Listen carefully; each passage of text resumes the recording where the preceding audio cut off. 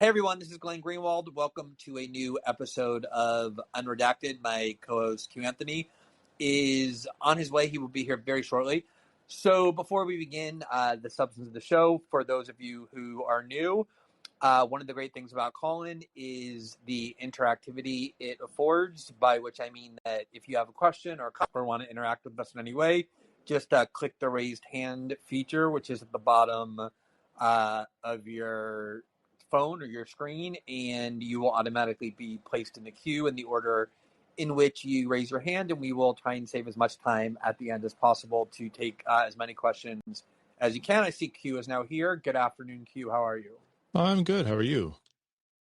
I'm processing the grief of our loss yesterday of Oh my Madam God. Secretary Madeleine Albright. I don't know if Okay. you're quite over that yet or not. Uh, To be professional. it was it was tough at first, and then I smoked a gigantic bowl, and everything was good. You know? That does tend to happen sometimes. I Yeah. haven't quite heard it being used as such a quick solution for mourning and grief as it seems to have worked for you. But I'm glad you found Oh yeah, some way to absolutely. No, cope. I sent the pack all the way up in the air. And once the weed smoke had exited my lungs, it was all good again. I call it the Albright pack. I was on that Albright pack. Yeah, that's interesting. Yeah, you might want to market that as a kind of like I don't know, program for grief counseling or something. I do find it so interesting. Like, kind of, there's never a right time for Madeleine Albright to die. I think we can all agree on that. But given that she turns out to be mortal, unlike Henry Kissinger, I think if she were going to die at any moment, this is kind of a poignant moment for her to die, because to me she does represent this kind of, I don't know if it's a renewal or maybe it was a kind of creation of this very hawkish and aggressive liberal interventionism that I think became her hallmark as a foreign policy official. And you're seeing it manifest in lots of ways with the current war. We've seen it in lots of prior wars as well. Libya and Syria, arguably Iraq was another example, although it had other components to it. And I found the fact that the entire foreign policy class was gushing with praise. I think more so than normal when a member of a tribe dies. It's normal for them to praise somebody, of course. But she was a significant figure in her own way. Like, it should have been a more balanced commentary. And yet I think it signifies that, particularly at this moment, but also in general, this kind of liberal interventionist spirit is probably at its peak of popularity. Yeah, I think. And I've said this for a very long time. There are times when somebody that's well known dies, you have to allow people to process their grief before you launch into all of the things that you find problematic about them. Like sometimes you can just let the dead pass on, and it is, I think, polite, if not gracious, to, I mean, not just for the sake of their like family and friends or whatever, who like, they may see it, they may not. Who really, I don't think that that's really the issue. I think the issue is like, if there's somebody who meant a lot to many people, then yeah, it is going to be necessary to, or at least it's like the right thing to do, to allow them to process grief. So an example of that would be like the death of Kobe Bryant. Kobe meant a lot to a lot of people. And I remember the day that his death was announced. I mean, it was pretty shocking because it was a helicopter crash. And Yep. then there was like various reports coming in on social media that he had died in a helicopter crash. Um, Before his body was even recovered from the crash site, people were talking about his rape accusation.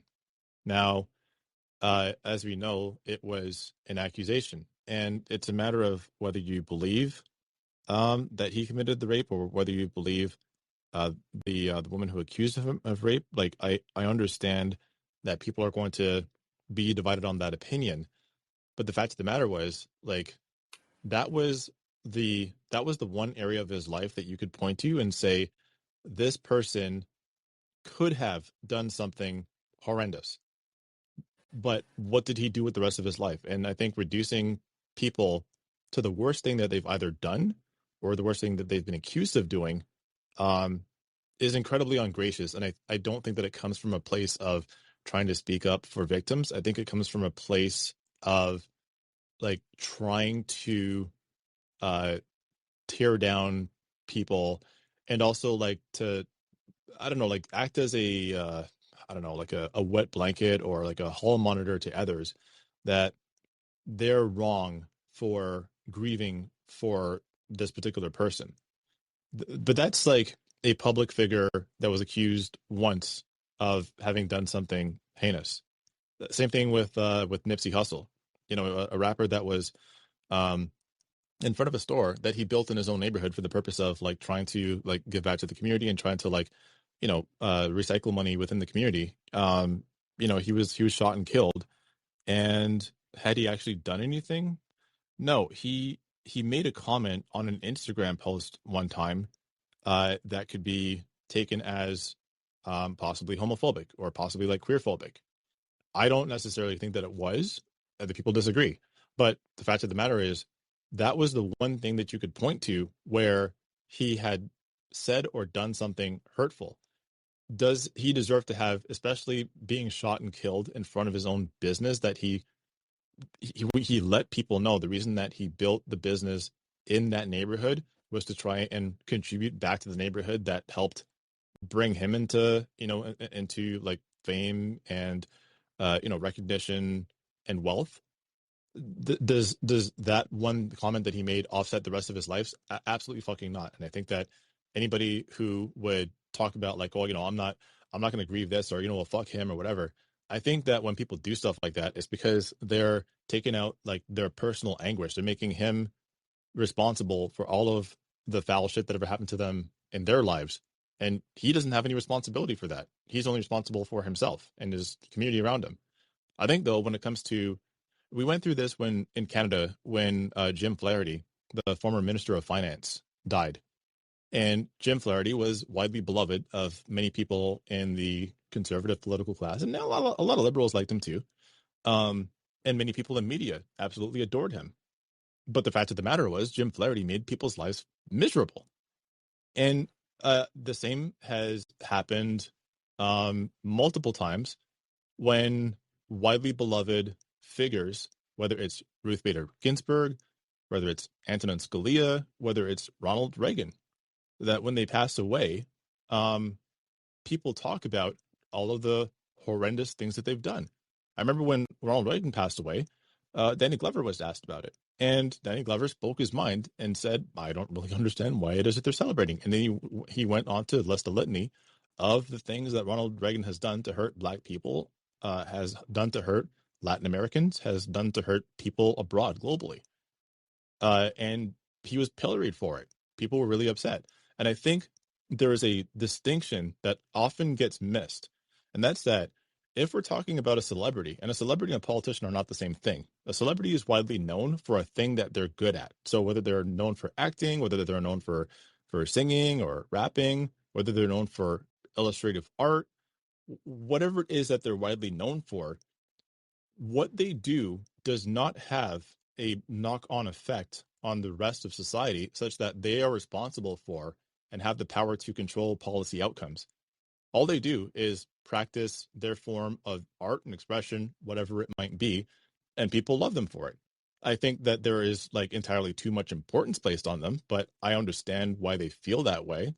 But I think we've fallen into this trap of treating politicians the way that we do celebrities, and we divorce the image of the person, like their public image and how well people in their circles like them, whether they're polite, whether they give interviews, whether they're challenging, whether they're interesting or charismatic.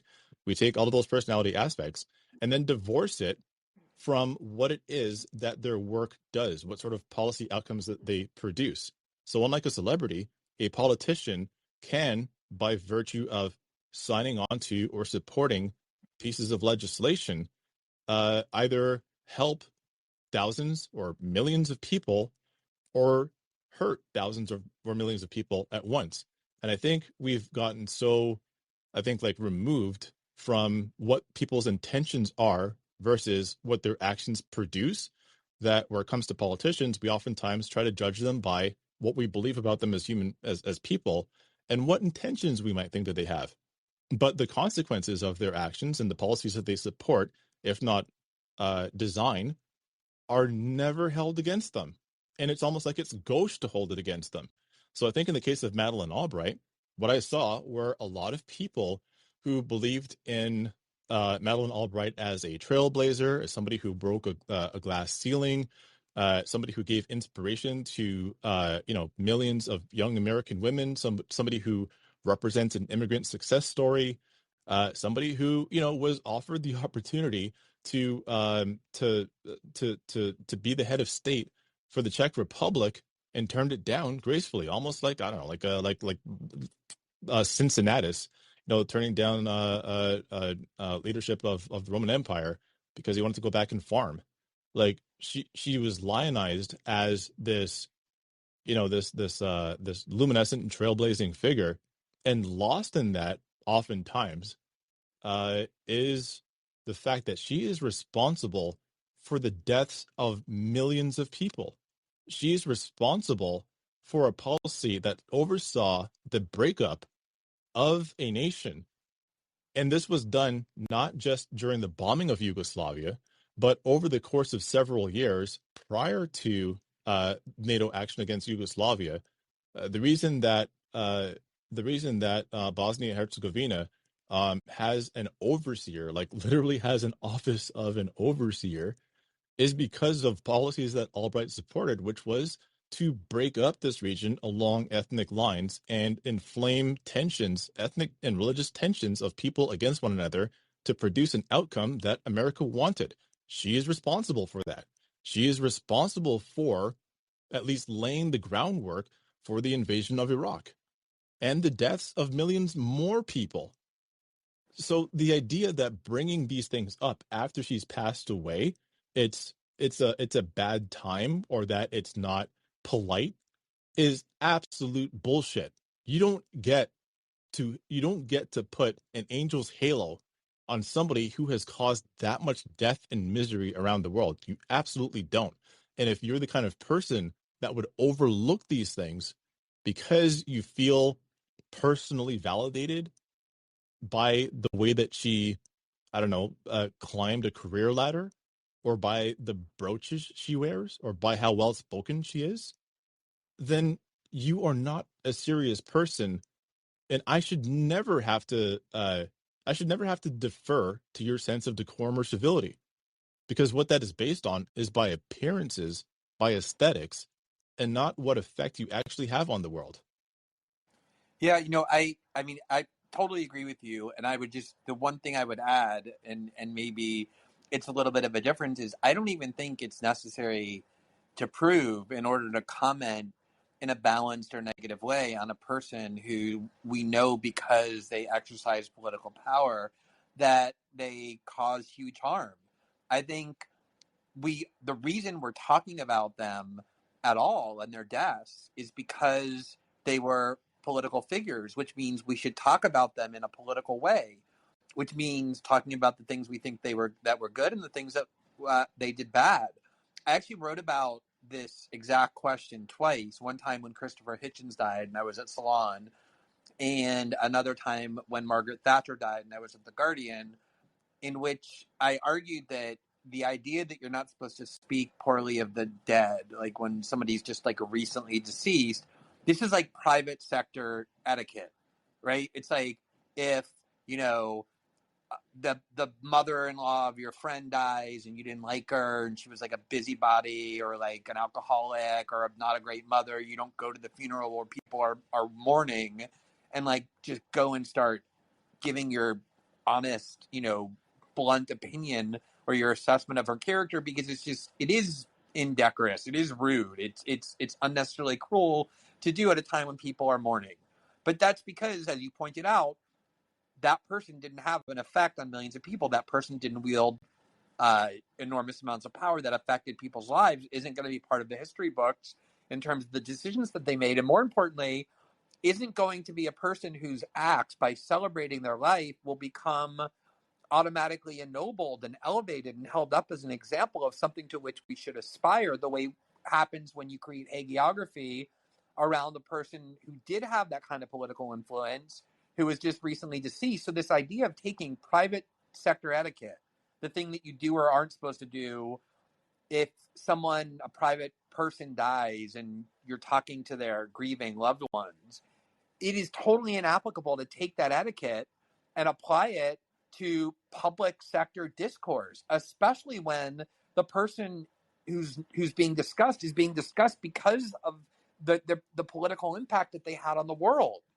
And I think, and I will say too, is like one of the things that led me to this view to be held so strongly about how wrong it is to try and prevent people from speaking ill of the dead in the public political context is I remember really well when Ronald Reagan died. It was in 2004. It was kind of at a time of like extremely high patriotism. People were still reeling from 9/11. It was Bush and Cheney's first term. The Iraq War was barely like a year old. If it was even a year old, people were, the atmosphere was very repressive. And I mean, I don't know how many of you are old enough to remember, or even if you are old enough, how many of you remember, but that thing went on for like a week. I mean, they followed that casket around from city to city. Like Nancy Reagan was throwing herself on it. Nobody was allowed to speak a single negative word about Ronald Reagan. As you said, like Danny Glover and a few others who did were lambasted as though they had done something like morally evil during this time of national mourning. And the reason Ronald Reagan was such a significant figure, and he was a significant figure, no doubt about it, is because he made a lot of choices. He implemented a lot of policies that had major effects on the world. And they were extremely controversial at the time. He was a very controversial president. He wanted to be that. He purposely set out to change the ideology of Washington, and he did. And so obviously there are going to be a lot of people who believe that a lot of the choices he made were incredibly immoral and destructive.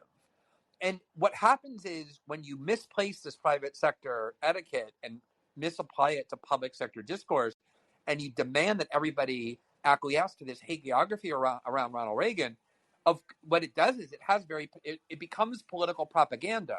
So it would be one thing if, everybody agreed we're all going to refrain from any kind of political commentary at all about this person for like 3 days. But that's not what happens. The people who are demanding hagiography are absolutely exploiting the event for political propaganda. Like if you hold up Ronald Reagan as this incredibly admirable, transformative leader who we all are so, honored to have lived on the same planet as, of course you're making a political statement about his ideology and his policies. And therefore, of course, people who dissent from that, who disagree with that, need space to say, no, actually, he did some really terrible things, horrible things, in fact, and caused a lot of suffering and misery. And that ought to be part of the discourse, because otherwise it becomes very misleading in a way that isn't true if your mom's, bingo friend dies and like everybody goes and pretends she was kind of better than she was. That doesn't have a negative effect on anyone. It just kind of soothes people's, grief and mourning, which is fine. But when it's a public figure and you do it, it's aggressively and affirmatively deceitful. And the other two things I'll say is, I think one of the reasons it happens is because a lot of these media people who lead the discourse are actually friends with the people they're supposed to serve as watchdogs over. Like if you go and look at Andrea Mitchell's Twitter feed, who's, she's supposed to be, I don't know what her title is. I think it's like chief foreign policy correspondent for NBC News. She's not supposed to like talk about the former Secretary of State as like her best friend. That's supposed to be somebody with whom she has some kind of like adversarial and journalistic distance. But they don't have that. They're all part of the same class. So when these people die, the people who lead the discourse talk about them as if they are just private friends, and therefore demand that you treat them as such, even though Madeleine Albright isn't friends to most people who are forced to do that. The people who are leading the discourse require that. The other thing is, it's not a very consistent rule, right? Like, if Vladimir Putin died tomorrow of a heart attack or was murdered, I can guarantee you there'd be lots of people who yesterday were demanding that nobody speak ill of the dead, speaking very, very ill of Vladimir Putin.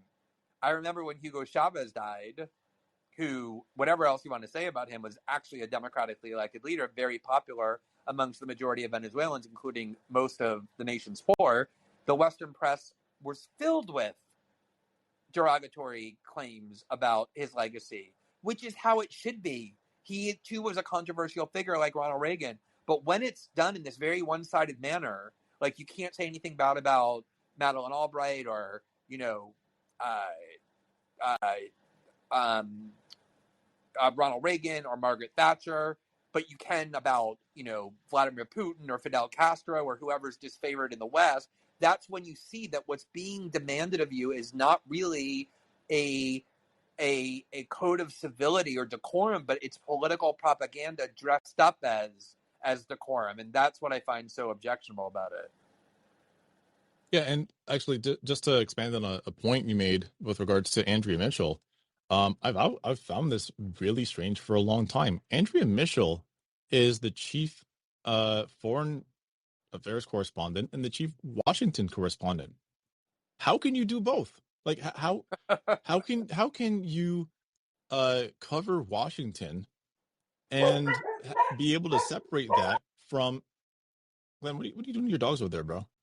Like how can you in the course of your journalism separate like having to cover the machinations of America's capital and maintain a healthy distance from create like a mental firewall between that and the effects of American policy abroad? I don't see how that's possible, and yet she does Yeah, both. And as you say, and on yeah, top she of isn't. that, Yeah, and on top of that, she's of course been married for, decades to Alan Greenspan, the longtime chairman of the Federal Reserve, Federal Reserve. who, Yeah, played a big role in things like the 2008 financial crisis. So in Andrea Mitchell, what you really see, but like in a more vivid way than most, but nonetheless very representative, is this complete mixture of the political and the media class. The people who are the quote unquote well-known journalists in Washington, the people on television who host news shows and the like, they're all as rich as, these political figures. Madeleine Albright, after she was Secretary of State, went and founded this incredibly successful profiteering consulting firm, mm-hmm. with Albright a Stone Ridge, with where a Baron Rothschild and George Soros. exactly. So when you have people like Andrea Mitchell and Alan Greenspan living in Washington alongside of Madeleine Albright, they go to the same. They live in the same neighborhoods. Their kids go to the same schools. They're completely part of this. There's no distance between the political and media class in Washington. They're completely integrated, and that's part of the reason why it's prohibited to bring up any of the very controversial components of Madeleine Albright's legacy, because to the people who are forming the discourse, she is just a dear friend, a wonderful person, somebody who probably did I don't know what her interpersonal relationships were. She might be a person who's like a good friend or whatever. Who gives a shit? That isn't her relevance to why we talk about her or why we know her. But they can't separate that because there is no separation any longer. Yeah. So where it comes to Albright's legacy, I mean, I'm pretty sure that everybody listening in the room is familiar. What I don't think has been, I don't know, like properly explained is like just how far-reaching and pernicious her policy views were. And I often find that it gets reduced to her interview with Leslie Stahl on 60 Minutes, in which she was asked whether she believes the sanctions were worth it because they came at the expense of 500,000 dead Iraqi children, to which she responds that she does believe it was worth it. But that's like, I think that's a bit of a cop out just to pin that on her, Yeah, because there's so much it's a more red that she herring. did. That's what strikes me is what you were Yeah, describing earlier. Is like we all have our bad moments where we say something worse than what we wanted to express. right. Maybe she didn't think through the question. Maybe she was tired that day. Maybe she was like not, she was like just kind of callous or annoyed. And I agree with you completely. Like, I'm glad we haven't even mentioned that moment until right now, and only to dismiss it, because I think it distracts from the way more substantive and enduring and sustained evils. And it does strike me as the kind of cheap cop out of like a way to try, like, that was like a 10-second exchange. There's questions about whether the number, the premise of the question was accurate, about how many Iraqi children died of sanctions. I mean, who cares? It was a lot. Like, whether it was 200,000 or 500,000 or whatever. I mean, the Can the fact is, average person even fathom 500,000? So like, you say 500,000 dead children, and immediately your heart leaps to dead children. This is terrible. But like, regardless of if they're children, if they're grown men or women, it's still dead people, and it's still awful regardless.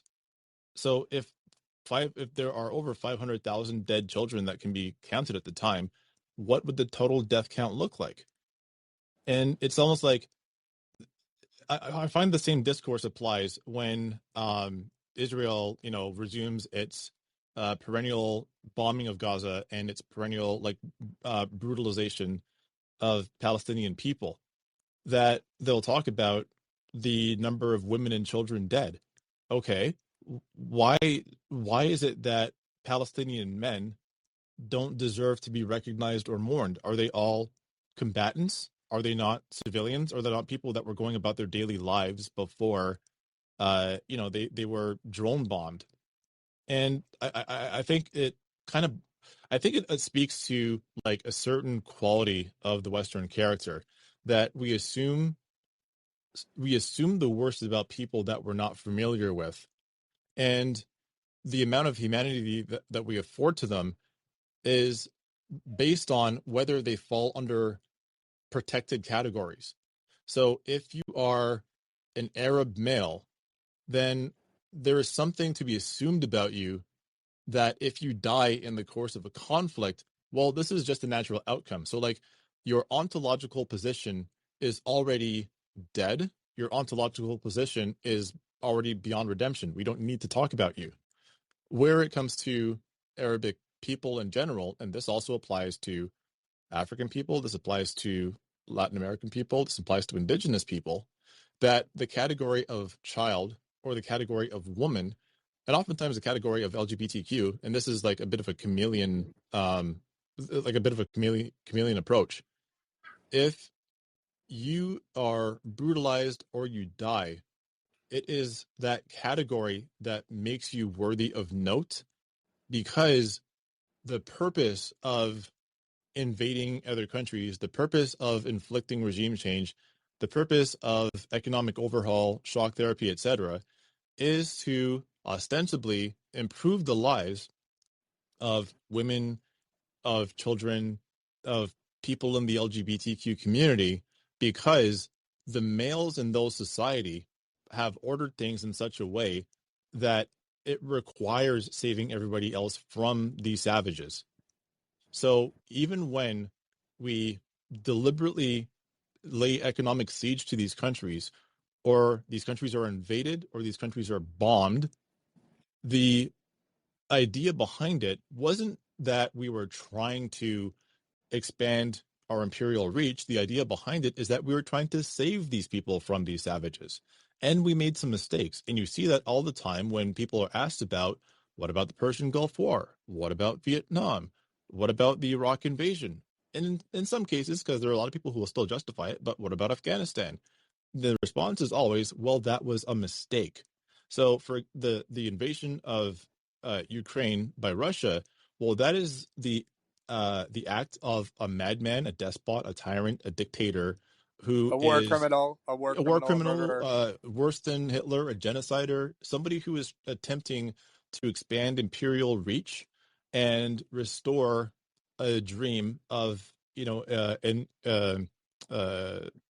like irredentist uh, and decadent empire, right? So he's chasing a dream and using the bodies of disposable Russian people to achieve it.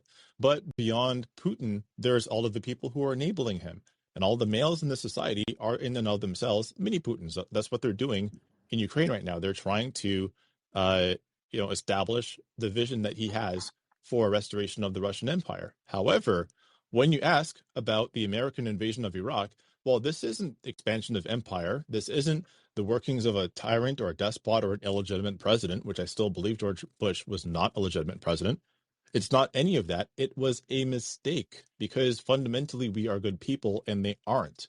So I think that there is a lot more to it than just, and just to bring it back to the case of Madeleine Albright, there's a lot more to it than simply uh, talking about whether the person was a good person, whether they had the right intentions, and also what their policy effects had on children overseas, like children abroad.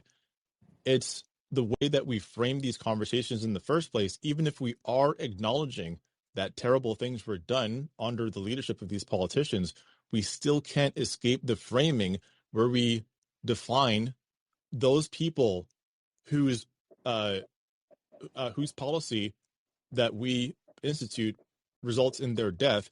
We can't escape the framing that somehow their deaths were deserved or were going to happen anyway.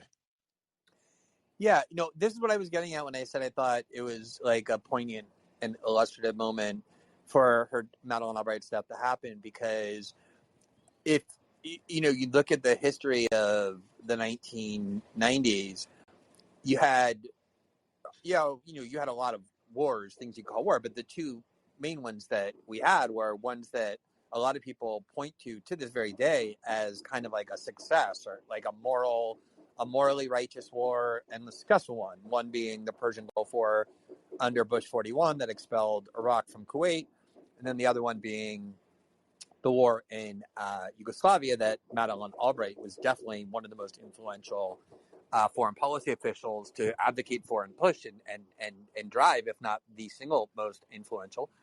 And behind that was this, rejuvenated sense. I remember very well at the time, the talk was, there was this so-called Vietnam syndrome, that Vietnam had kind of like ruined the ability of America to wage its noble wars because it really soured people on the use of American force, and it dragged on for so long. It didn't seem to have a clear purpose at the end.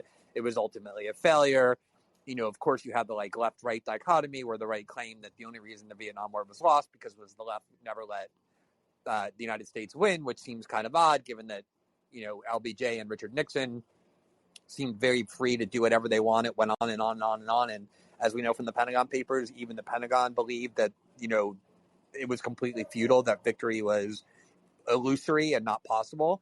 But that obviously did sour people. And so the idea was, well, the Persian Gulf War was going to be this like pristine, clear war. That's what made CNN, showing these so-called smart missiles in these grainy digital images landing perfectly on whatever, military installation they were supposed to blow up, and no civilians were ever killed. And it was completely whitewashed. Even as limited of a war as that was, it was horrific. I mean, a lot of people died in that war.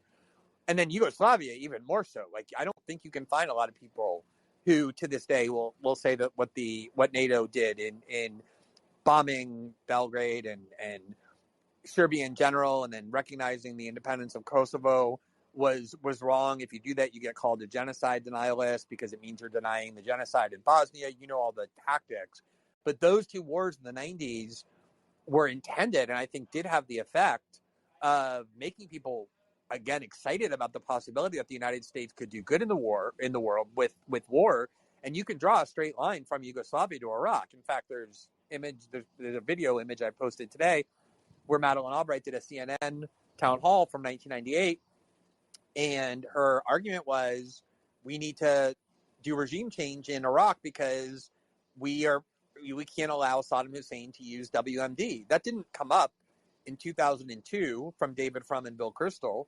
That was around from 1998. Al Gore, sponsored a regime change resolution and voted for it in the Senate. I mean, that was something that was all in the air with these democratic liberal interventionists, was the idea that we need to get rid of Saddam from Iraq. And one of the arguments was he has WMD, and they just had that on the ready when 9/11 happened. They immediately saw that opportunity, but that pre-existed the neocons in Bush and Cheney. And Madeleine Albright was one of the people pushing that. And she definitely represents this idea that war is just this kind of thing that you do because you're the more powerful force, that there's that like exchange that people know about where, Colin Powell seemed to be opposed to the war in Yugoslavia at a time when he was a general in the Pentagon, and said it wasn't in America's interest to go and, divide up that country.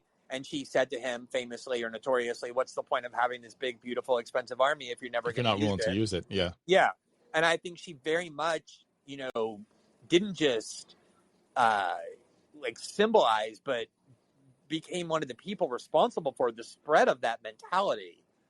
And I think you definitely can draw a straight line between the Clinton foreign policy led by Madeleine Albright in the 1990s and the perception that that war in Yugoslavia was not just a tactical success, but a morally righteous crusade, to what happened after 9/11 with George Bush and Dick Cheney. And that is a crucial part of Madeleine Albright's legacy that obviously, if you look at mainstream discourse about her in the last 48 hours, you will not find. Well, she also did say when she had a conversation with, at the time, British Foreign Secretary Robin Cook. Cook's view in the run-up to the NATO bombing of Yugoslavia, his view was that it was not legal, that it violated international law. And her response to him was, get some new lawyers. So, Right. she was not interested in whether anything was legal. She was not interested in whether anything was ethical. What she was interested in was the exercise of American power and Western imperialism. And I guess, when I see all of these people that are, I don't know, offering all of these really heartfelt plaudits to her passing and talking about her legacy, my question is what do you think her legacy is? Is her legacy that she wore some really nice suits and had some very interesting brooches? Am I supposed to Not be? even those brooches were good. They were fucking tacky and I know. just very loud and flamboyant. Am I supposed to be impressed by the fact that she wore a brooch in her visit with Saddam Hussein that was in the shape of a snake with ruby eyes? I'm supposed to be impressed by that? Or am I supposed to pay heed to the fact that she spoke favorably of the use of American military force illegally? As if there's whatever paradigms or whatever rules exist, we don't fucking care about that. And there is a straight line that you can draw from the Albright's doctrine to the fact that America has a law that if any American is brought before the International Criminal Court, America has given itself the right to invade the Netherlands to put a stop to it. Yeah. It's like America believes that it is above international law. This is all what's driving me crazy about this war in Ukraine, which is, I don't think Russia has justification for a full-scale invasion of Ukraine, not legally or morally. I don't think they're justified in the destruction that they're bringing to Ukrainians. And of course, looking at any war, for any decent outcome of war, you're going to be sickened to your stomach. It's clearly the worst thing humanity can unleash on itself. It's, the whole premise is that you have to dehumanize an entire population and be willing to end human life on a mass scale without blinking an eye, without hesitation. And it breeds the worst possible instincts in everybody. War is the most horrific thing. No one can look at it and be anything other than repulsed. The problem is that we're looking at this war in a way that we don't look at any other wars, which is creating the perception, this false perception, that what Vladimir Putin is doing is something extraordinary, when it's not. It's quite ordinary, unfortunately. And the people who are most vocally denouncing it and pretending that it's something never before seen or not seen since Hitler are the very people who have either done it or justified it or both. And this is the reason, at least for me, for the need to push back on the prevailing narrative is not because I think that Russia is justified or I admire what Putin is doing or believe that the war isn't horrific. Of course, all those things are obvious, but it's being exploited by the likes of Madeleine Albright, who wrote an op-ed, 3 weeks ago that was very morally righteous about condemning Vladimir Putin as some kind of war criminal without the slightest understanding that she herself did the same thing. There was that amazing clip where Condoleezza Rice went onto Fox News to talk about the Russian invasion, And the Fox host Harris Faulkner said to her, not sarcastically or satirically, but earnestly, she said, to me, if you invade another country without legal justification, no matter what else you do, that's automatically a war crime. And Condoleezza Rice nodded her fucking head as though that was, of course, a moral precept that every decent person recognized. And I honestly don't think that either of them is aware at the moment they're doing that they're describing the actions of the U.S. government, including Condoleezza Rice. Like there's a disconnect that is so reinforced constantly in the discourse, and this war is perfect for it, that I don't think they're consciously aware of the fact that they do the same thing and are deliberately pretending that they don't. I don't think that they actually internalize what they are and what they've done. No, absolutely not. And a lot of it, there's a straight line that you can draw, like as I mentioned before, um, from Albright's policy to the invasion of the Iraq War. But it's not as if she was the, I guess, like she wasn't the progenitor of it. Like it didn't originate with her. But what does surprise me is that her policy doctrine is very much the same as the Wolfowitz doctrine. You remember way back in 1992 when a document was leaked to the New York Times, and it was a document that was created for the Defense Committee. It was written by Paul Wolfowitz and by Scooter Libby, and it basically outlined what the United States' plans were, or at least what its strategic interests were in the aftermath of the dissolution of the Soviet Union.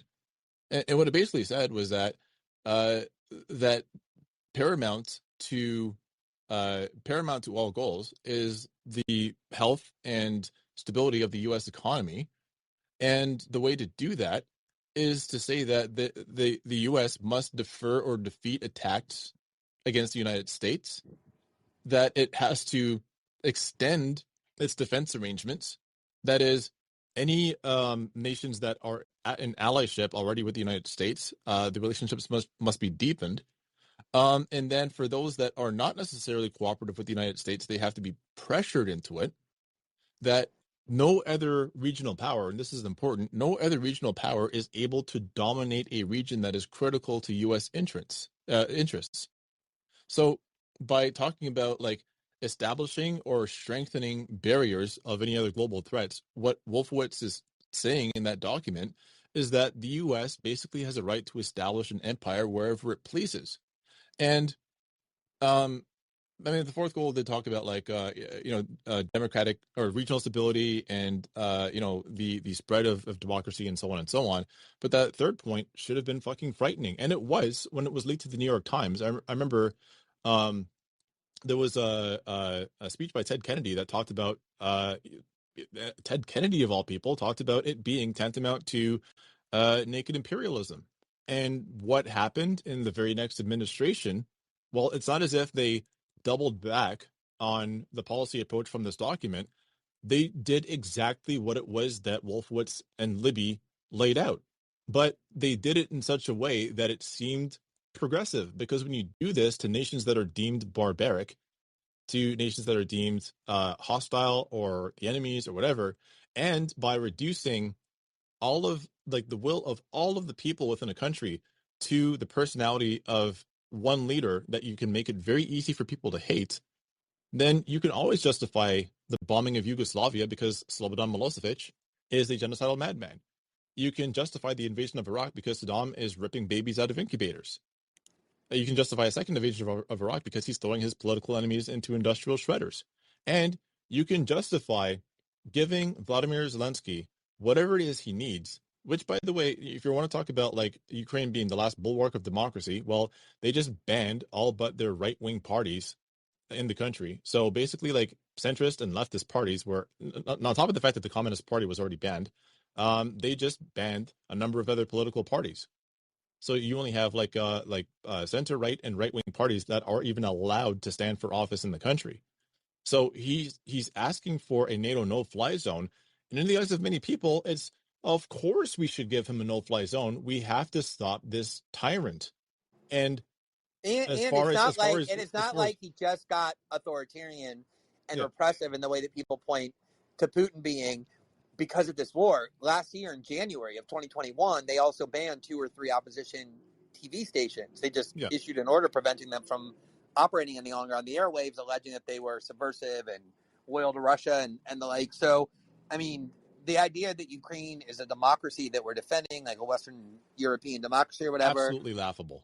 Yeah, And exactly. and and just to sort of like terminate the point here is that we're seeing the exact same thing happen with regards to reducing an entire nation down to one person, because there is no economic measure that can be taken against Russian people broadly. There's no form of collective punishment that is too much for anybody, because it's whatever it takes to stop Putin, regardless of the fact that people are going to starve, regardless of the fact that Russia is a country that we have already seen the effects of shock doctrine on it, that in the aftermath of the dissolution of the USSR, you had meth addicted child prostitutes running rampant in the country, that it experienced the most precipitous drop in life expectancy that we've ever recorded in history.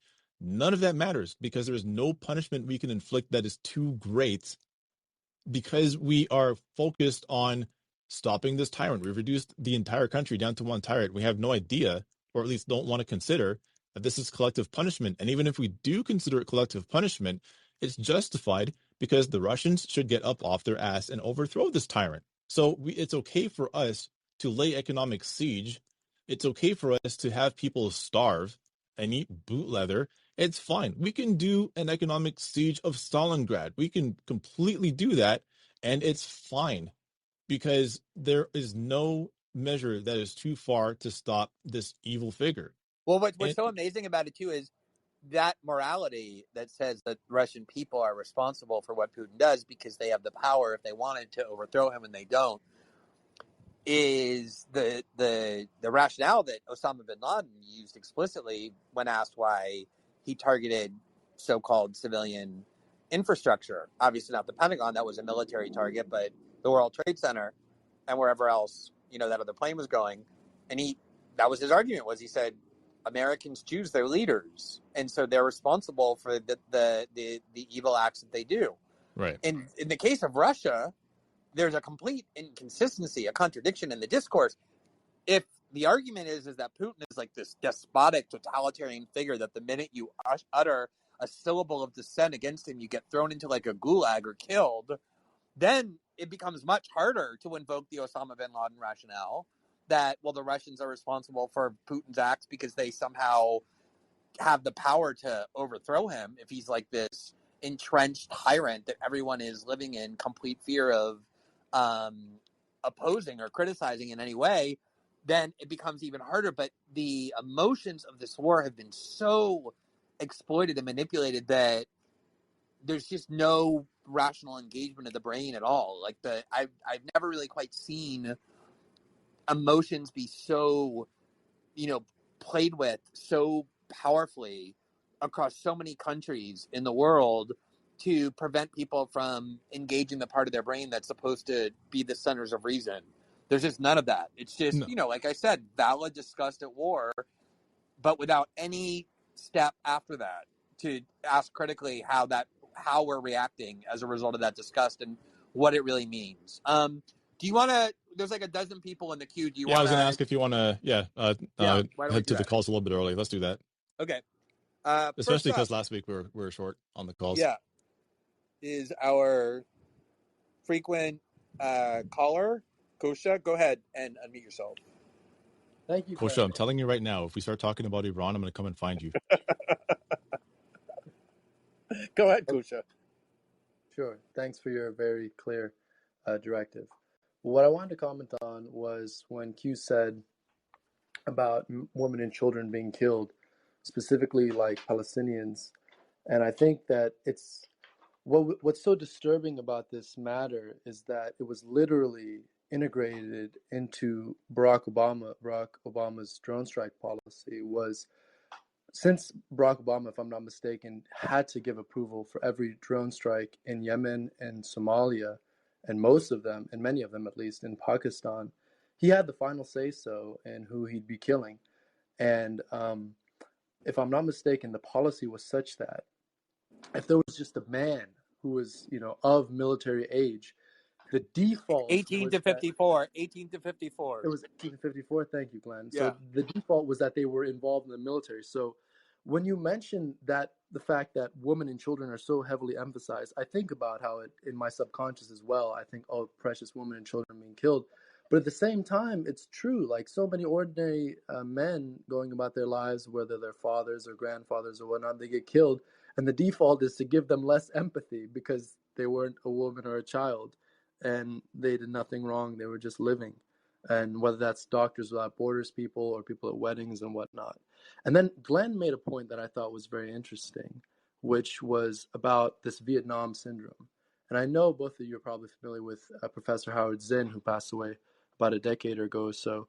But are you familiar with the quote he said, what he quoted George Bush saying, which was, quote, "The specter of Vietnam has been buried forever in the desert sands of the Arabian Peninsula," end quote.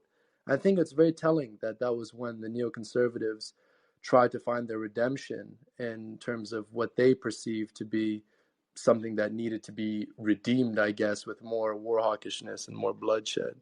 And I think one of the things that is particularly troubling for me, I wanted to mention the Islamic Republic of Iran, but Q didn't want me to, but so I won't. But it was how the Clinton administration essentially gave them the green light during the Yugoslav war to train the Bosnian Mujahideen. But I won't mention that. That was what I would have said in more depth. But I'd really like to know your thoughts about the drone strike policy and how it continues this dehumanization further, and about how the Biden administration did some steps away from it. Especially, I know he killed those 7 precious children, 3 adults in Afghanistan towards the end after the ISIS Khorasan terrorist bombing, which killed, I don't know, over 100 Afghan civilians, was it? And the big deal in the U.S. media was made about the military personnel, the 13. Mm-hmm. I know Lauren Boebert was screaming that Biden, right, 1313. Yeah. So I'd really like to know your thoughts, both of your thoughts on that. Thank you so much for the opportunity. Sure. Hey, I mean, go ahead, Q. I was going to say that, you kind of brought to mind a couple of things. One, that drone strike policy and the retroactive designation of males over a certain age as enemy combatants, that is, regardless of what it was that you were actually doing. When a U.S. drone cuts a Hellfire missile loose on you, if you were found to be above a certain age, it was just an assumption that you were engaged in combat. So you basically are designated an enemy, or you're designated criminal, and it follows much of the same logic as stop and frisk, in the sense that if you are above a certain age or fit a certain profile, then you are a suspect. You're put at risk. Same thing that we did with carding up here in Toronto, which was basically stop and frisk with a paper trail.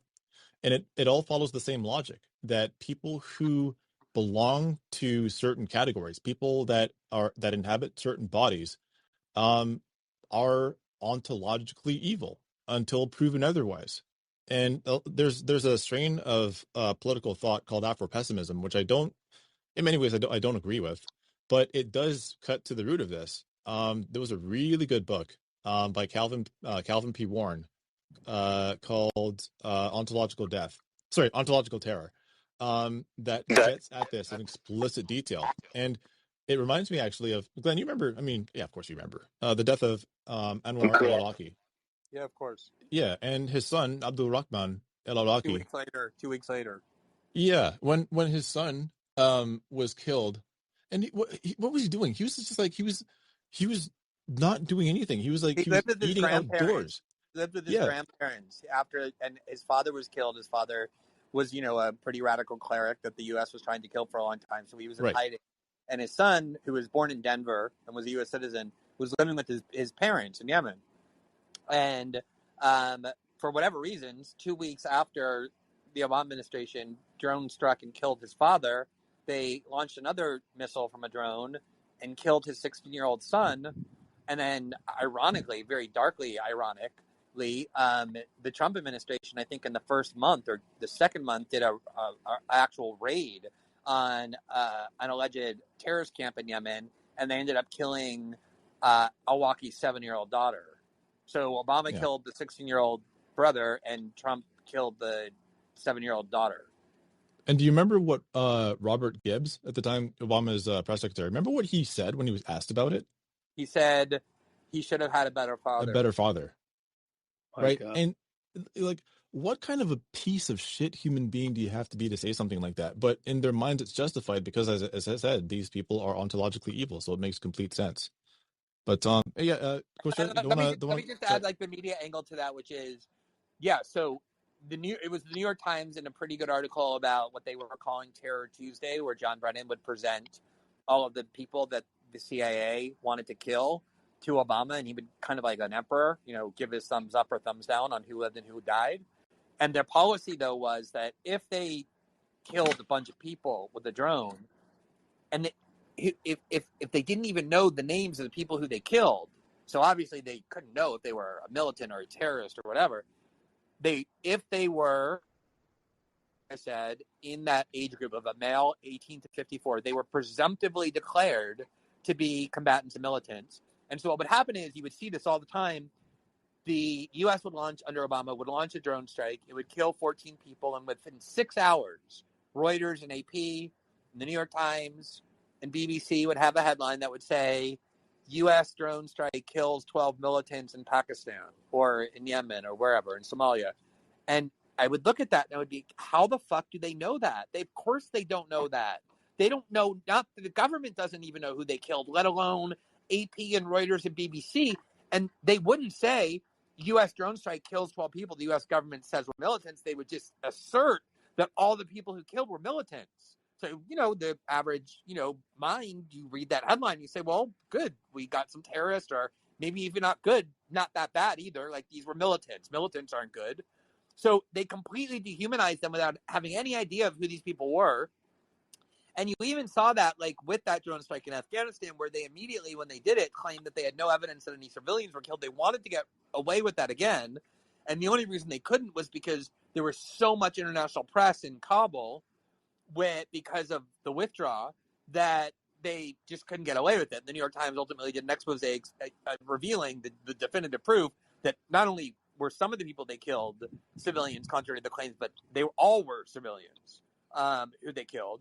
And this is the thing that we've seen over and over, is it's not just the U.S. government, but again, as always, their media allies who essentially dehumanize everyone the U.S. government kills, which is why so many people are primed to think what Putin is doing is awful, and it's not ever something that we, the United States, or the West do. Even though, of course, it's very similar, it just gets talked about very differently. All right, Kosha, we're going to move on because we have 12 other people. Sorry. Kosha. I'll remember that next time. You guys got to help me with that. I'm very bad with pronunciation. I apologize. But thank you for, as always, for coming. All right. Next up is Brian. Go ahead and unmute yourself. We should be able to hear you. Lower right-hand corner of the screen, buddy.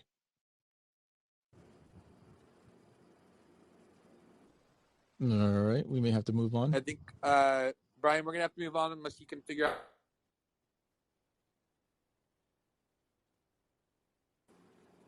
So yeah, I think, Brian. All right. Yeah. Next up is Eric. Go ahead, Eric, and unmute yourself.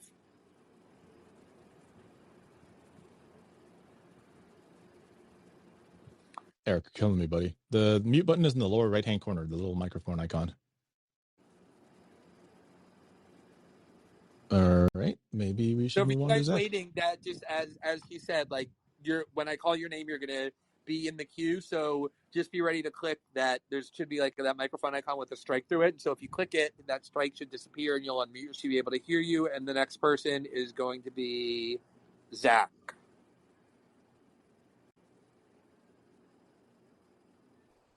Zach, are you there? Save us. Zach, unmute yourself. I feel like I wonder if it's like a technical problem with the room because it's 3 people in a row. Yeah, or I don't know. No idea. That's weird.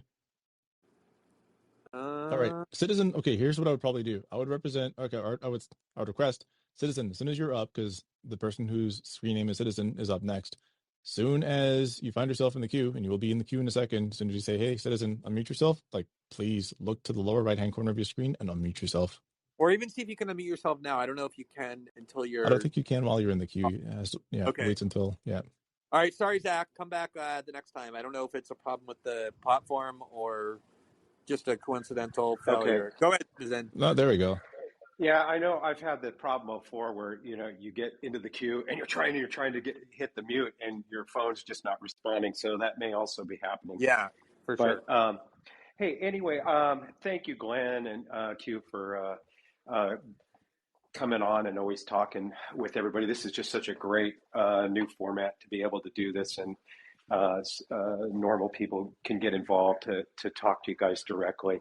I really appreciate a lot of what you guys are doing. So one of the things I wanted to get into was the idea. I know when you were earlier talking about Madeleine Albright, and you were talking about how, and Condoleezza Rice, and you were talking about how, when they're talking to the media, that there must be some sort of disconnect in their thought process where they can't see that there's something wrong with what they're saying inherently. After all the years that I've kind of watched this stuff go on, I'm wondering if that really is so much true. And I know, like Q said, ontologically, these people are just inherently evil. And some of the people that I see that have these kinds of, brain malfunctions, or, probably more purposely proposed ideas for one reason or another, aren't necessarily evil. And I'm not talking about anybody in specific, but I do know some reporters that I follow, and I'm seeing how they're on the train with this right now, and it's just absolutely insane. And with friends and stuff, you cannot bring up a lot of the incidences that we talk about.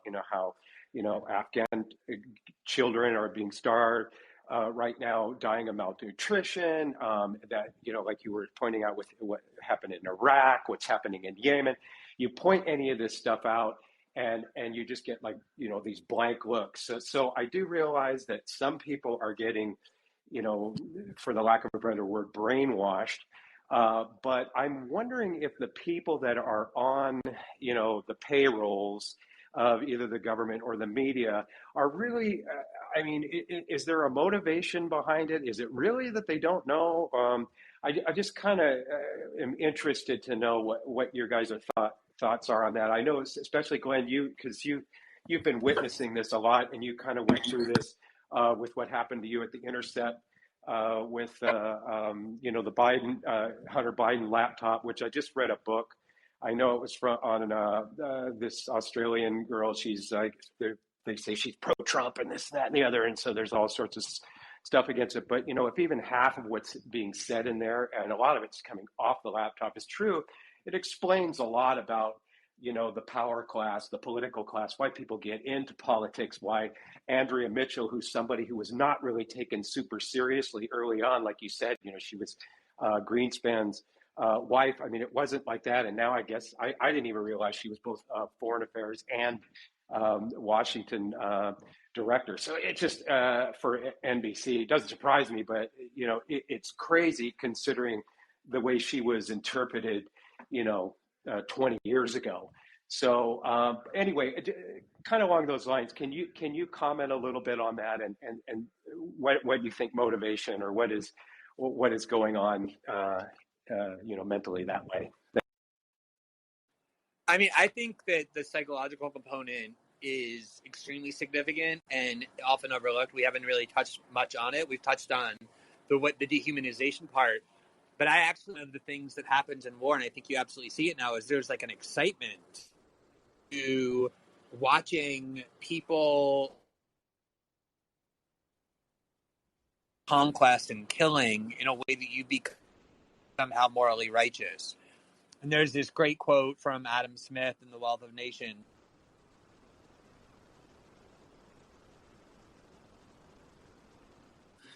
which describes perfectly, like if you would read it, you would think he was living on Twitter today, or like on cable, because he describes how one of the reasons why empires love to go to war in distant places is because the people in the capitals of the empire, distant from all the killing and the violence and the danger, derive a huge amount of excitement and like stimulation and arousal from getting to, in that time, pick up the newspaper in the morning and reading about the successes of their military. And I mean, this kind of like almost religious type fervor that has been constructed around Ukrainians manifests in that way. I mean, I saw, I don't know, 2 or 3 days ago online, some video of like 2 or 3 Ukrainians who had a kind of like missile, I think it was a javelin shot, and it like went, I don't know, maybe 100 yards and blew up a tank. And it like went incredibly viral. People were so giddy about it. And it's like, even if you are completely absolutist about this war, like you see it in these pure Machiavellian terms of good versus evil, and you hate Putin and you hate Russia, and you think like the Manichaean. Why would you want to write about that? Like, you want to celebrate that and watch that, like someone, like human life being exploded. It's because it gives you this like pulsating sense of power. It's exciting to believe that like there's an army that you're arming for the good, going to war and battle. I mean, people have been wanting to watch stuff like this forever. Like you watch it on a more mild way if you like watch a boxing match or football. There's gladiators. We love watching other people engage in violence for our benefit and so I absolutely think that is a big part of it. And obviously ratings explode when there's a war. It makes journalists more important. It makes their jobs more exciting. So I'm not saying that is the primary factor that leads them to, be so enriched by and engaged with this war. But I do think it's a major, major component. And the people who create war propaganda know that. They know how anyone who creates good propaganda, by definition, knows how the human psyche functions and how to manipulate it. And I absolutely think that is why people get so aroused and excited, as long as the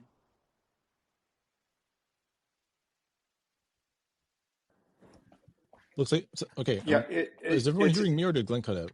Glenn cut out. Yeah, I was Okay. going to say it's interesting too, because I sometimes I read things that may be counter to my necessarily beliefs, but I like to inform myself. And I remember reading a book when I was younger called The Grand Chessboard, which was by Zbigniew Brzezinski. And yes, I know what he represents, but it's interesting because even if you try to point that out to people, that there's these geopolitical, a lot of this is about what Ukraine brings to the table. And I think probably most of the people in the room, know this, and they understand why it's important to, Russia, and it's important to the West, and it's important to a lot of people. But yet it seems like, these things are just, that used to be something that was totally acceptable and out in the open. It's just completely, looked at as unrealistic to even look at it in that way. When we used to look at it through that lens, it's not like it can be looked at it that way. Anyway, it really is quite amazing to see how this particular war has transformed the way it has. I'm sorry, Q. No, it's all good. And I appreciate the call. Glenn, are you there? I'm here. I don't know if my internet got a little sketchy, but I hope I'm back. No, you're good. You're back. Okay. Do you want to promote me the moderator so that I can also handle the caller queue? I'm not giving up any power. I just got to explain how important power is to the human psyche. I'm not turning over any of you. Go ahead.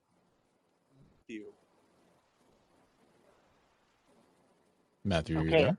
Matthew, guys are hear you me? there? Yeah, I can hear you. Yeah, we can hear you. Yes, I'm there. I want to pivot to something I think both of you mentioned, or at least Glenn, but maybe Q as well, about the problem. I think Q mentioned this too, about the problem of depicting Putin as something alien or Hitlerian or unlike anything we've ever seen.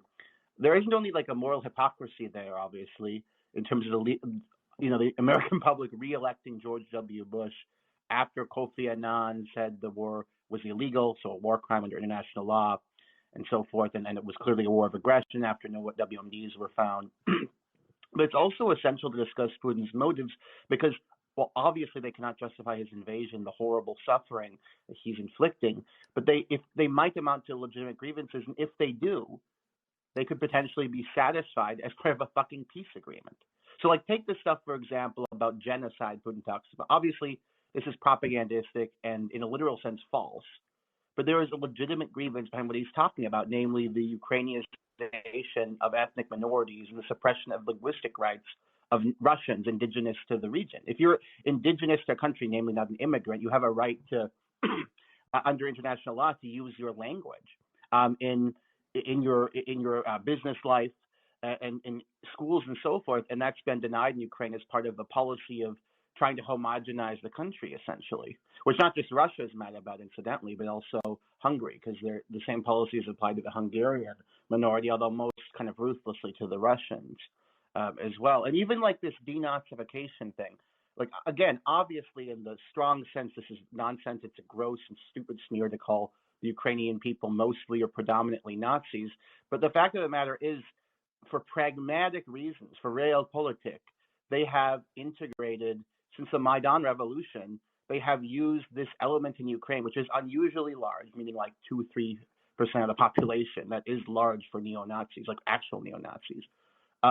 They've used the kind of westernizing liberals have used this group as cannon fodder in their battle against Yanukovych and then their battle against Russia in the Donbass. And these people have committed terrorism against Russians.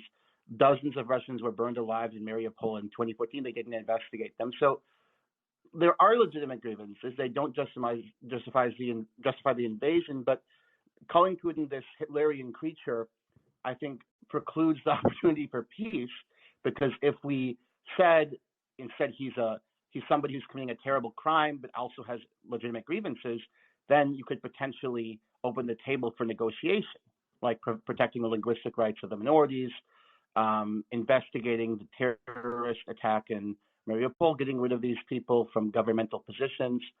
It shouldn't be a military, part of the Ukrainian military should not be a neo-Nazi battalion. I'm sorry. And also dealing with honoring the Minsk Accords in Donbass. So, yeah, I think this is deeply problematic for peace, the depiction of Putin, in addition to reflecting hypocrisy on the part of Americans who reelected Bush after his aggression. Yeah, I agree. I agree with much of that. I think oftentimes we get trapped in having to, I don't know, like engage in a form of apology before talking about these things. So, like, in talking about, for example, whether the invasion of Iraq was justified, people at the time would have to preface their comments on it with, well, yes, of course Saddam Hussein is a dictator. Of course Saddam Hussein is murderous. Of course Saddam Hussein gassed his own people, operating from that conventional wisdom that happened. But and then you say, well, but that doesn't justify yada, yada, yada. And it's like, but you don't even necessarily have to accept that framing to begin with. So this idea that, well, Vladimir Putin is a tyrant and a dictator and so on, it's like you're reciting a shibboleth of some kind. Like, you have to get online, at least with what the accepted wisdom is, before you voice your dissent. And I'm telling you, it doesn't change anybody's mind. They're not going to be any more reasonable. And half the time, it's a lie anyway. So when people say, for example, that Vladimir Putin invaded Russia, or Vladimir Putin invaded Ukraine unprovoked, and I hear people saying that, well, he did invade unprovoked, but no, it was not unprovoked. Like, the process that has led up to this conflict was decades in the making. Some people trace it back to 2014, and I say no. You can trace this all the way back to 1991. You can trace this all the way back to, the presidents of Russia and Belarus and Ukraine getting together and deciding that they were going to dissolve the USSR. You can take this back to the coup attempt. You can take this back to the U.S. Putting weapons in the hands of Boris Yeltsin's cronies so that he could bomb the Duma.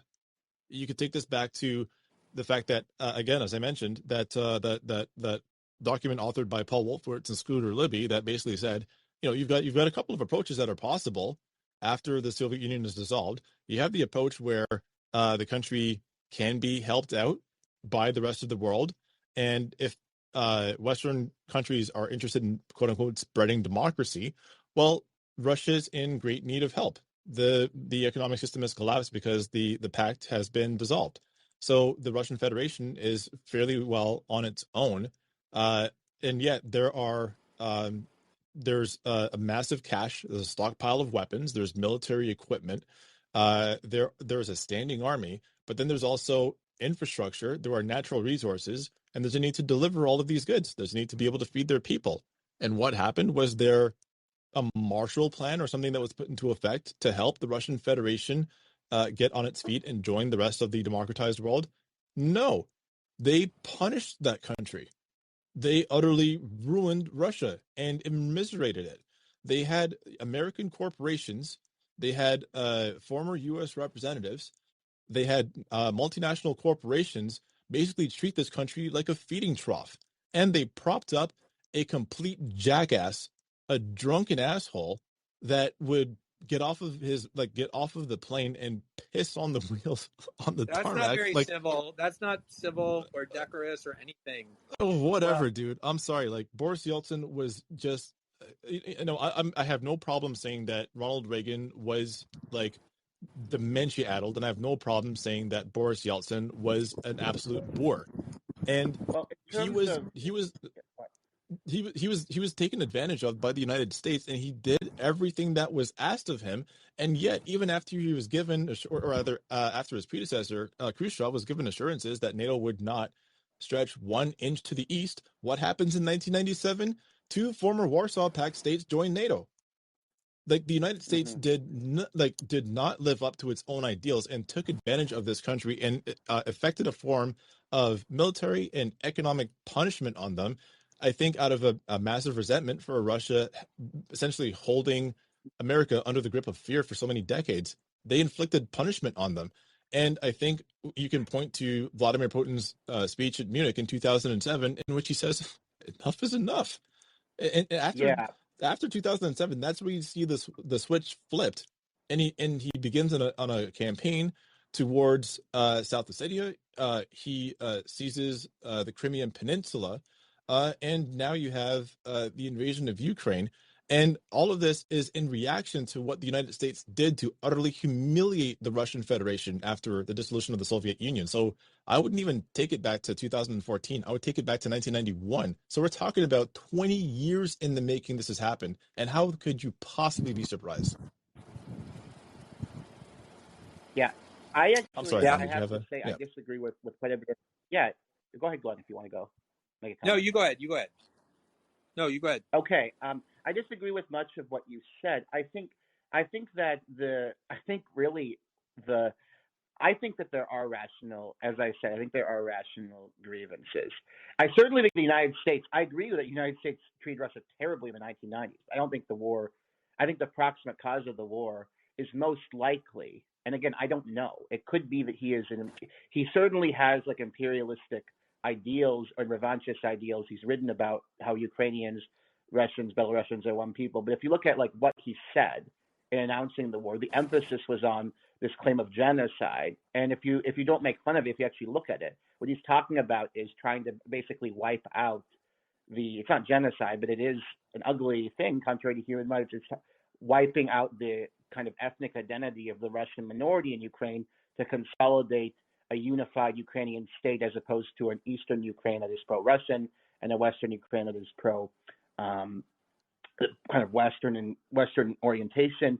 And then also this issue of these right-wing extremists who've committed terrorists against Russians have been empowered by this state, obviously for pragmatic reasons, not for ideological reasons, because most Ukrainians have no sympathy for Nazism, but nevertheless, they're part of the fucking military. And there was a terrible terrorist attack. I mean, imagine if Americans, if some extremist group in Mexico, let's say, burned alive dozens of Americans in a terrorist attack, and the Mexican government refused to investigate it. So, and also, of course, the war in Donbass, and the failure of the Ukrainian government to abide by the Minsk Accords, although the Russian government hasn't fully either. So my point isn't that I don't think the United States actually is to blame for this. My point is it's likely grayer than we think. And given that Ukraine has done bad things to Russians, has violated human rights of Russians, we should negotiate, right? We should be open to negotiation. And the current posture of depicting Ukraine as saintly, as Zelensky is saintly, as repeating obviously false propaganda is, I think, very damaging for the cause for peace. I mean, maybe these people are right in the mainstream. I don't think they are, but maybe they are, that Putin is just an imperialist and all these legitimate grievances are just pretexts for him. They are legitimate human rights problems, but they're pretexts for him. But to just assume that without even trying to negotiate, I think is very destructive, and we should at least try for the cause of peace. You said a lot of interesting things, Q. I just don't think they're the cause of the war. Obviously, Russia was treated horribly by the West in the 1990s. And Well, I mean, I would say, I mean, I'm not going to say like, well, I'm right because I say so, but I would say that I tend not to view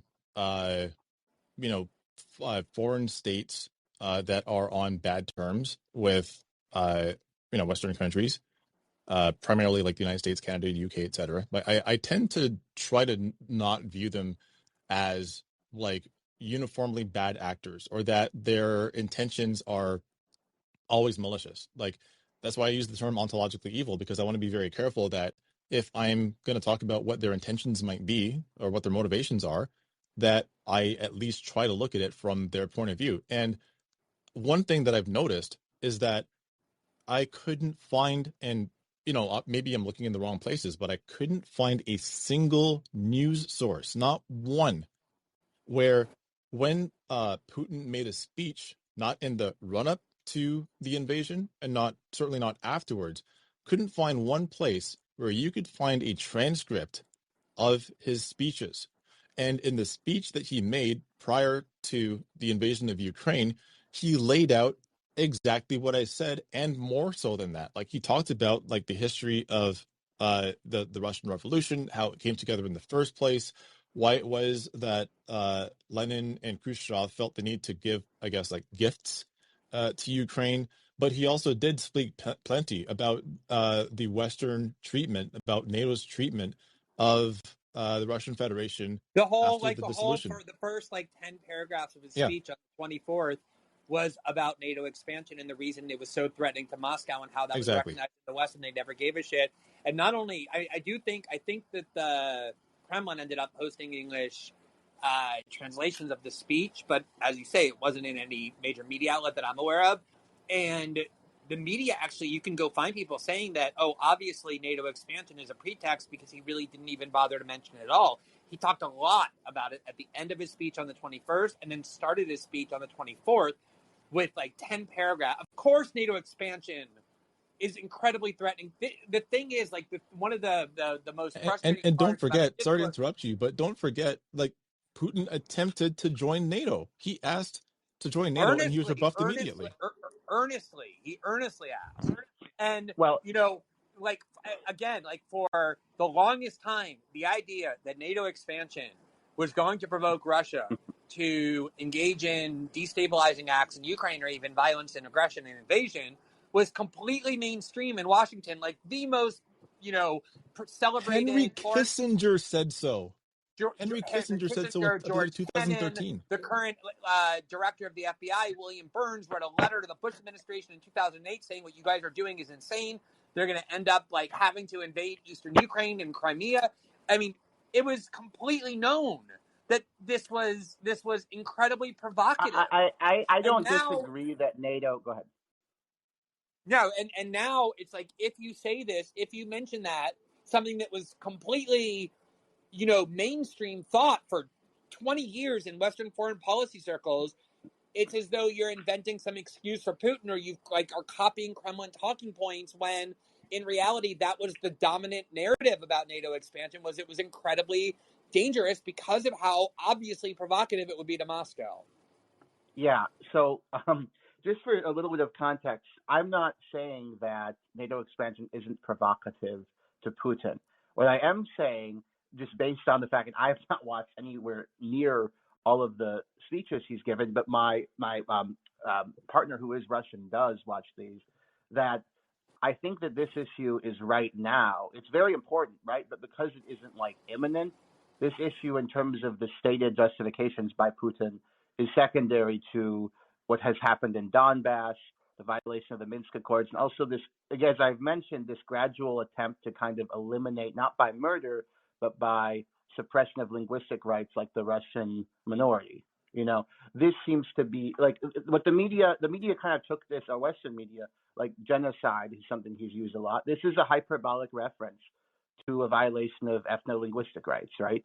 That's what that is. And that's not even discussed really, So I guess I think you're right. I mean, the fact is that there has been conflict. You could call it a civil war of some kind in eastern Ukraine, basically since 2014. Is obviously something very few people listening to the American media narrative about Ukraine would even know. You would think Ukraine was this peaceful place of democratic. Yeah. So all right, Matthew, we're kind of nearing the end of our time. We're going to try and take one more call, but we definitely appreciate your contribution. I think you made a lot of important points. So thank you. Thank you, guys. Take care. The next person, yeah, you too.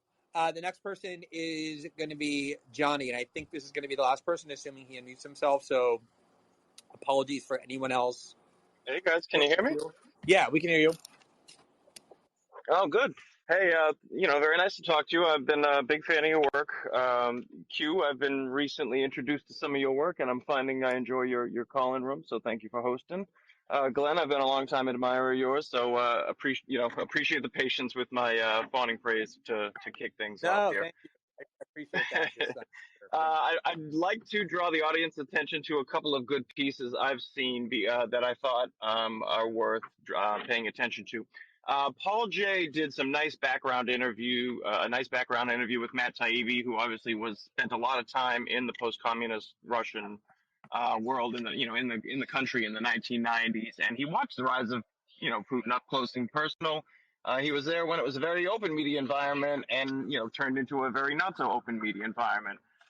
So there's a good interview, a long form interview with Paul J from The Analysis and Matt Taibbi called "Putin the Apostate."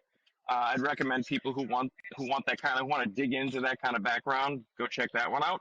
And also the Gray Zone has done excellent work with military personnel and military analysts. I have seen them interview both Gray was one of the top advisors in the Trump House, as well as a pretty extensive interview with Scott Ritter, who gave a very nice, very interesting, 2.5-hour interview just yesterday with these guys. And the gap between what the military analysts are saying and what you see in the media is just it's like wide to the point of a chasm. And, Scott Ritter's tone sounded a lot like Doug McGregor's tone. And I've even seen, I don't know if you guys have heard of Larry Johnson, as well as Bernard from Moon of Alabama. Bernard being a German ex-intelligence military analyst, Larry Johnson being another intelligence analyst.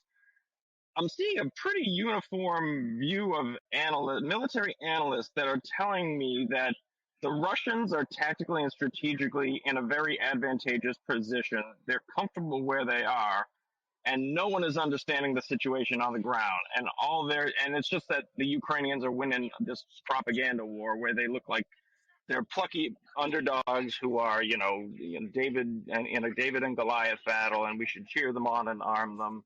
And the gap is just massive, and it's really staggering. And I'm just wondering how we're going to reconcile what military and intelligence analysts are telling us is going to be a Ukrainian defeat, that it's all but inevitable at this point, that the Russians have broken their command and control, they can't launch coordinated offensive operations, and then it's just a matter of time before they basically get starved out and surrender.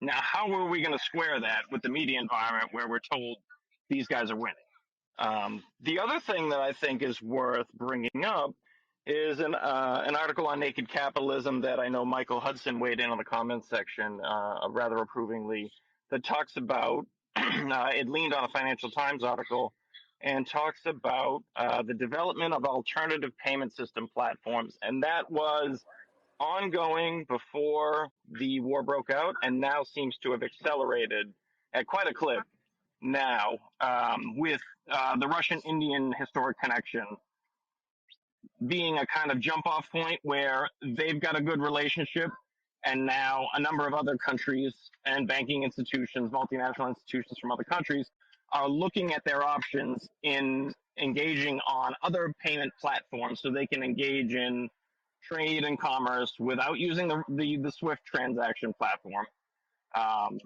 And they're looking at options, and the Chinese payment platform is getting a much closer look. The Russian one is as well.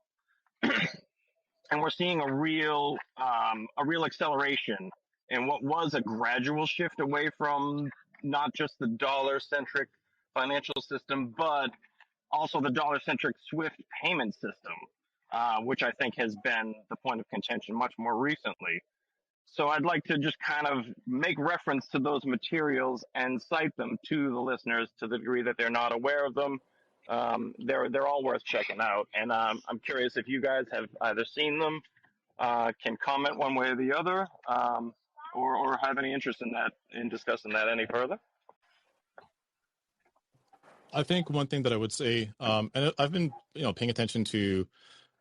I know people have their feelings about these Telegram rooms, but I think that they do serve a purpose. That is like the OSINT Telegram rooms, and I pay attention to like foreign language news. So I barely consume like Western news. I've been watching like TGTN, Al Jazeera, RT, Sputnik, etc. And obviously, like just like any other form of media, you have to sort of sift out sense from nonsense and compare stories and see what's actually true. But yeah, I agree with you in the sense that it seems that at this point, the Ukrainian military does not have the capacity on its own to push back, regain control of cities that have been taken, or has a prospect of winning this war. And you can tell that in the increasingly desperate pleas coming from the Ministry of Defense and from Volodymyr Zelensky himself, calling for a no-fly zone. Now, Hey, Q, can I interrupt you quickly? Sure. Yeah, I saw something very interesting that caught my attention on CNBC this morning. They said Zelensky made a speech in which he accused the Russians of using white phosphorus, and they added the addendum on the end of it where they said without providing evidence, which I've never seen done to, Saint Zelensky, in the past month. The other thing they noted is that he did not use that speech to call for a no-fly zone, but asked for tanks and planes. So that I did see that there was an accusation that was interesting, I thought. I did see an accusation of white phosphorus, but I didn't. No, I didn't see that little addendum that you were talking about. At least not from where I read it. CNBC of all places stuck that on there. They said, "Well, without evidence." Remember that showed up during the Trump administration. Claim. I mean, yeah. It's like given that it's sort of the line that, and again, you watch these journalists who are credentialed to ask questions of BIDO and NATO leaders, which means the employees of the biggest media corporations only. They're all pushing from one direction, which is kind of demanding more war. They're saying, well, if our chemical weapons are red line where you would get involved, or would you let Putin use chemical weapons in Ukraine the way Obama did with Assad in Syria, allegedly. So obviously that is an incredibly inflammatory accusation for Zelensky to make. Not even the American media can endorse that absent evidence. I think you're right to note that. It is definitely probably a first where any skepticism gets applied at all to Zelensky's claims. That has been taboo up until this moment. But given the magnitude of that accusation, I think, even the most brainwashed Americans will want to see some evidence for that claim before believing that. Well, I kind of wonder Glenn, if the majority of Americans even understand like how serious of a crime it is to use white phosphorus. But the point I wanted to get to here is that I don't think that the American or the NATO long game was for Ukraine to win this war. I think the long game here is that absent their involvement, and I just don't see a scenario in which it would make sense for NATO nations to get involved in a full-scale war. Absent that, then what they can do is support a long-term insurgency, which would, I mean, this is my cynical mind at work, not only make a lot of money for war profiteers, but also cause Putin a hell of a lot more trouble than it might even be worth. So if they're not going to be able to like profiteer off of Ukraine and not going to be able to use Ukraine as leverage to threaten Russia, obviously these sanctions are not being lifted. Economic conditions are not going to change. Trade policy is not going to change. All of that being equal, the idea I think would be to essentially use Ukraine as like a mortal wound that doesn't close. Yeah, I don't think you have to be cynical to suggest that. Hillary Clinton openly advocated for it. And honestly, it's a bizarre like fetish of the foreign policy, you know, apparatus, where they think they won the Cold War because a bunch of future Al Qaeda members shot down Russian helicopters with stingers under Reagan in the 1980s. They really think shooting down a bunch of Russian helicopters won them the Cold War when it was all Gorbachev. I mean, it's a ridiculous narrative. The CIA's propagated it. They think they did it. They think they won. And like, someone needs to get out there and shake them violently and be like, no, you did not win the Cold War by shooting down a bunch of helicopters. Like, the Russians left. It didn't end the Cold War. It didn't end the Soviet Union any more than the Vietnam War ended the United States. It just didn't happen. It's just not true. I don't know why they think this. Hillary Clinton seems to think it. I don't think that that's what they actually think, though. Like, I think that that's what they would like American people to think. And Michael Parenti has a really good book. In the opening in his book, To Kill a Nation, he talks about how people tend, in the media is especially guilty of this, tend to think that the American military establishment and its intelligence communities are bumbling fools, and they're not. Like, they know exactly what they're doing, and they accomplish their objectives. Now, whether the objectives that they're going for are the same ones that they tell to the public, well, that's up in the air. Oftentimes, it's not. But the idea that any of them is, I don't know, guilty of like of fatal hubris, or that they're confused, or that they're mistaken about what it was that was required to cause the Soviet Union to fall. I don't think any of them have any delusions about that whatsoever, but there is a national narrative that has to be maintained. And I think many media outlets are willing to go along with those stories because they require their viewers to be not just informed in this way, and like in such a way that propaganda is spread, but to consume news media as a form of entertainment and activism at the same time. I think that by, as Glenn said, reducing these to Manichaean binaries, that is what is required to keep people glued to their TV screens, even on matters of no consequence over which they can exercise no power, such as, for example, the Senate confirmation hearings. This is this eternal battle of good against evil, and the next big bad, the next like mini boss to fall, is bringing us ever closer towards our ideal democracy, and it's never going to happen. So we're over our time. So Johnny, thank you for those recommendations. I've read several of them and agree with you that they're worthwhile, though I haven't read them all, but I do hope that people purposely seek out dissenting opinions on this war, because the extent to which we live in a closed propaganda ecosystem cannot really be overstated. So thank you, Johnny. Thank you to everybody who came and participated, who listened. We really appreciate it. The show is continuing to grow, and that's because of you. We feel like we're really hitting our stride in terms of what we want to do and how we want to do it. So thank you as well, Q. I will see you next week, and thank you to everybody. Thanks, guys. Appreciate it. Take care. Okay, bye-bye.